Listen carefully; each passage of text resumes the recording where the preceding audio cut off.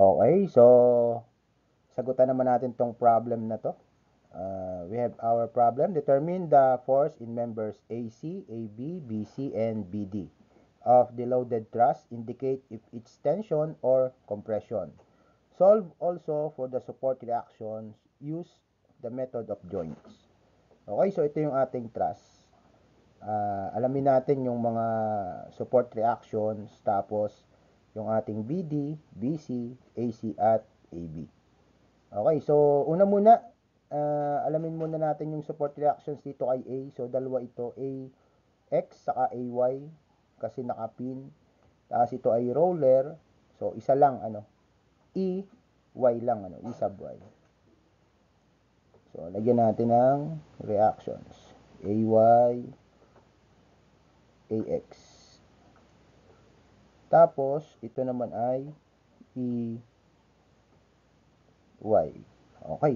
So, yung AX, mabilis nating makukuha itong AX kasi dalawa lang naman sila. Okay? So, pwede na tayo mag-summation of force at X. Summation of force at X equals 0. So, therefore, AX, so pakanan, positive, plus 5 kN, pakanan din, positive, equals 0. So, therefore, AX is equal to negative 5 kilonewton. Okay? So, negative 5 kilonewton. Kung negative siya, ibig sabihin yung ating AX, ang direction niya ay papunta sa left. Okay? O, pwede natin siyang sabihin na AX is equal to 5 kilonewton papunta sa left. Okay? So, meron na agad tayong AX. Ano yung kasunod? Kailangan nating makuha yung AY, EY. So, mag-summation of moment na lang tayo. Summation of moment at A. So, dito tayo mag-moment sa A para makuha natin yung mga forces. Equals 0. So, summation of moment at A equals 0. So, wala na si AX saka si AY. So, 5 kilonewton. Anong multiplier ni 5 kilonewton?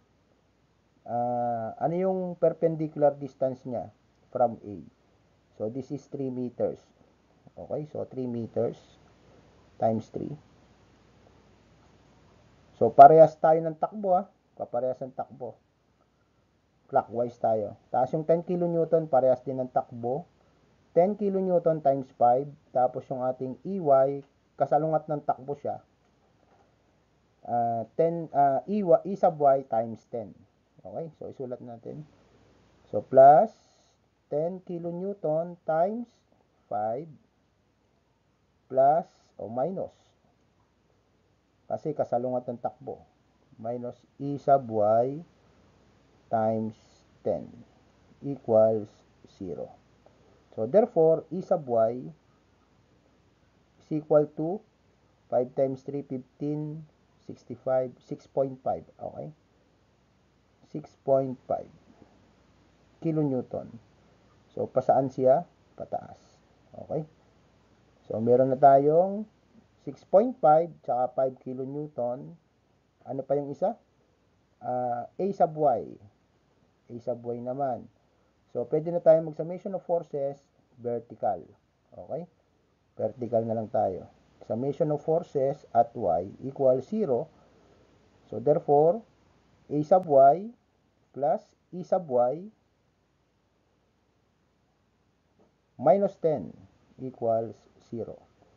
So, therefore, A sub Y is equal to 10 minus, ano yung E sub Y natin? 6.5 equal to ilan? 3.5 kilonewton.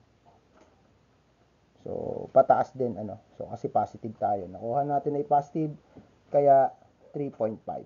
Okay? So, AY natin ay 3.5 kilonewton. So, isulat natin dito yung mga reaction natin. AX equals 5 kilonewton. Tapos, AY equals 3.5 kilonewton pataas. Tapos, E sub Y equals 6.5 kilonewton pataas.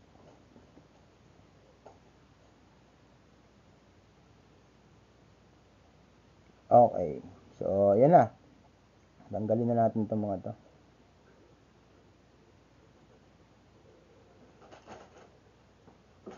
Paano ba mabilis magbura? Di ako maalam magbura ng mabilis. Yan. So, atin namang sasagutan ay yung ating AC, AB. Yun ang kasunod nating kukunin. So, syempre, kailangan nating maglagay muna ng FBD. So, lagyan natin ng FBD.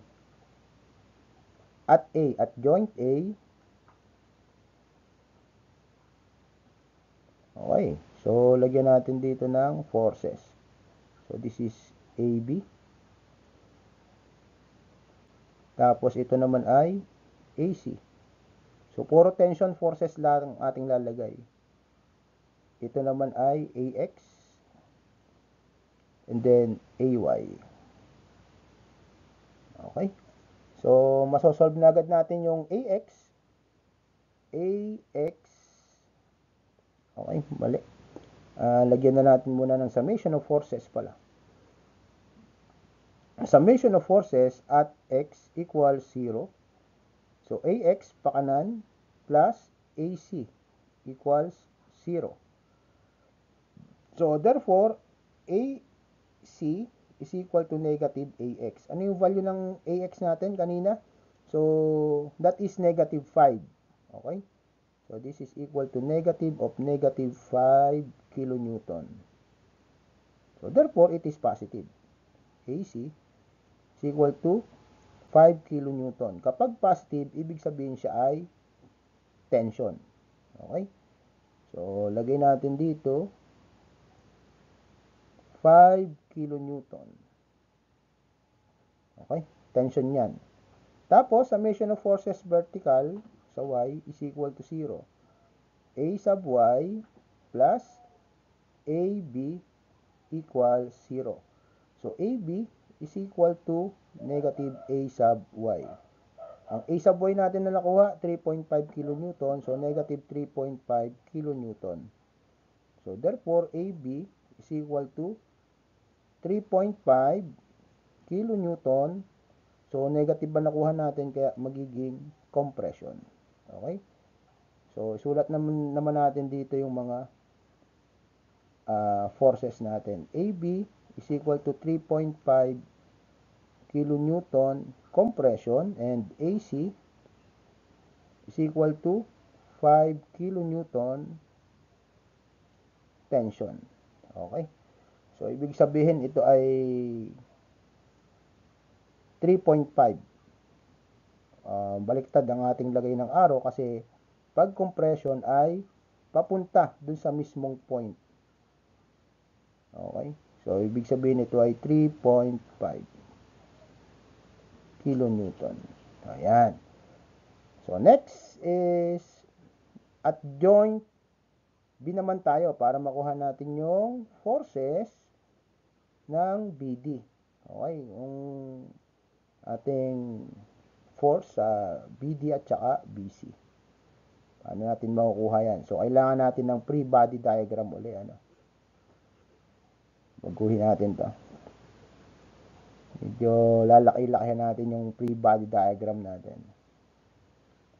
At joint B. Okay? So, lagyan natin dito. So, ito yung ating BD. Tapos, ito naman yung ating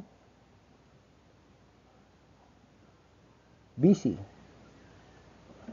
Tapos, meron tayong 5 kilonewton.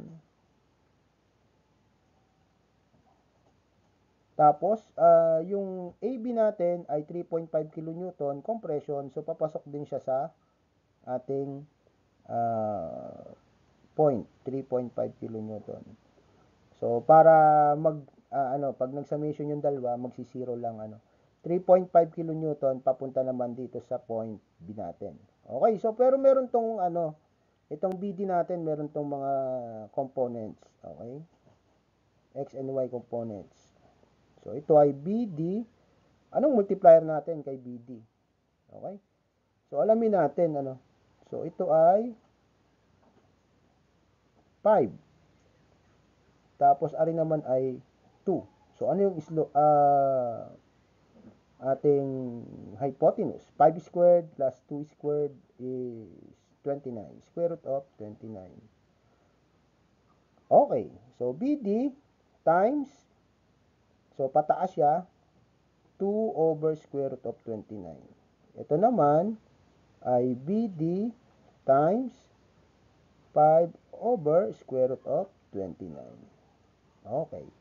So, yung BC meron din dalawa, ano? May dalawang component din si BC. So, this is BC times.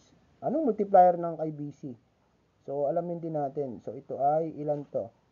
So, 5 din yung ating horizontal. Ang pataas natin ay 3 meters. Okay.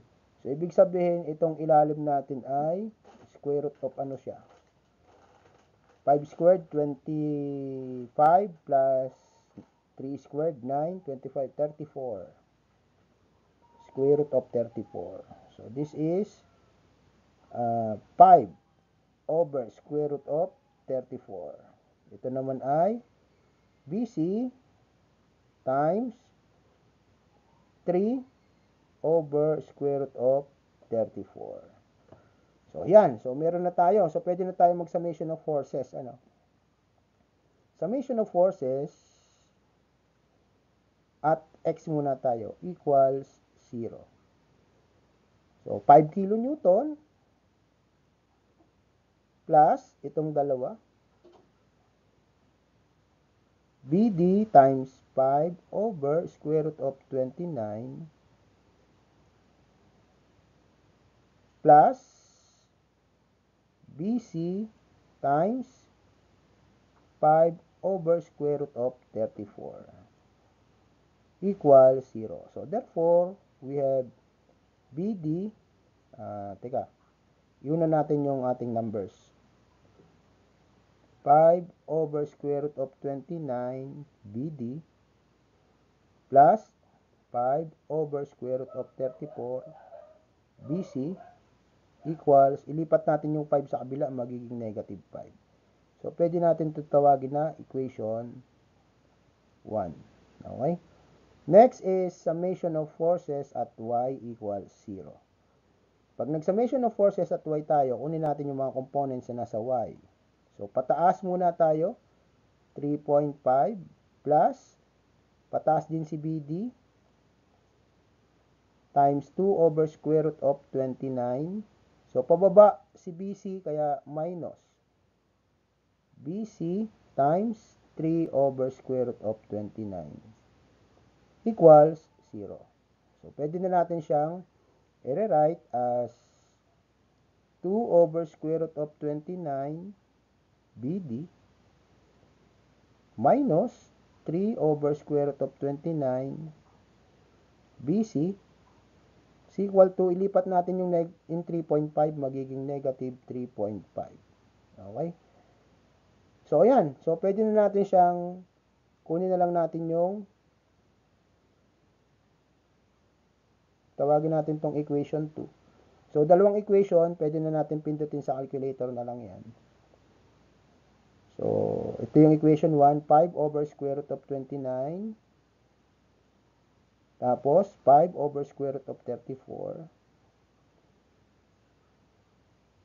Tapos, 2 over square root of 29. Tapos, negative 3 over square root of 34. So, nawala yung square root.